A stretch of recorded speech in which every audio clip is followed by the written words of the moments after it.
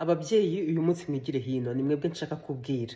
Niba uri umubyeyi ukaba uzi yuko usomye umwana wawe ku nzoga ukimara kumubyara kiri agahinja, ngwino hano. Niba uri umubyeyi ufite umwana w'umwaka umwe, 2, 3 ukaba umusomya ku nzoga, nawe ugira hino. Reka nkubaze, koko uravuga ngo nawe inzoga warazinyoye kuva ukiri umwana, bityo kuko wazinyoye kuva ukiri umwana ntabwo wareka kuziha umwana wawe kuko nawe ntacyo zagutwaye?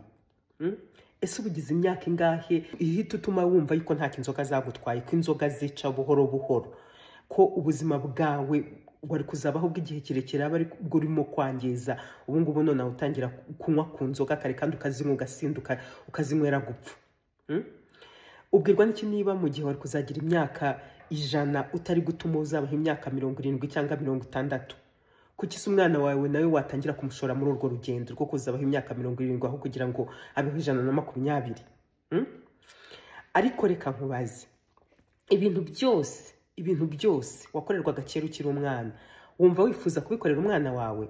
Cyangwa ubona byose ntacyo bitwaye?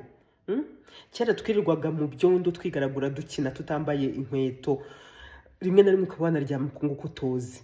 Uyu munsi wabikora umwana wawe? Hari ibintu byinshi nyine kera byabagaho uyu munsi bitakibaho. Okay, ibintu bitakibaho rero harimo gusomya umwana ku nzoga ukimara kumubyara ngo ni kugira ngo wice inzoka. No, ntabwo ibyo bintu bibaho. Ibi bintu bitakibaho ni ibintu byo kuvuga ngo umwana ngo inzoga ngo niyakunda, ngo umwana wawe ngo aririra inzoga, ngo ntabwo ngo fanta yemera, ngo ntabwo yemera imitobe. No, ibyo ntabwo bibaho. Ntabwo bikibaho. Ubu ngubu amategeko haratubwira ngo twihe inzoga umwana uri munsi y'imyaka 18, cyangwa se reka mvuga utarengeje imyaka 18 kuko umuntu w'imyaka 18 ubundi si n'umwana komitere. Ntabwo duha inzoga umuntu uri munsi y'imyaka 18, ntabwo tugurisha inzoga umuntu uri munsi y'imyaka 18. None wowe mu rugo iwawe urimo gufata wa mwana wawe w'imyaka 2 ukamwihera inzoga, ukamuhindura umusinzi? Reka nkubwire, ibyo bintu ni ibya kera, ni imitekerereze ya kera itakiriho, itakijyanye n'igihe, itakijyanye nuko twumva ubuzima. Uyu munsi turimo kwihata gukora siporo, turimo kwihata kunywa amazi menshi.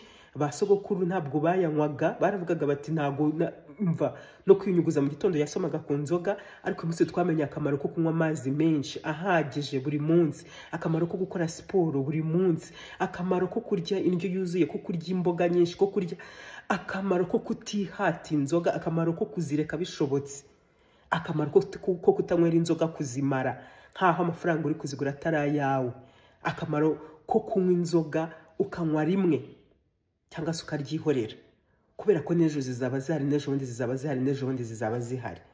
None utangiye kuzihata umwana wawe koko? Nshuti, duhindure imyumvire. Inzoga si iz'abato, sibyo?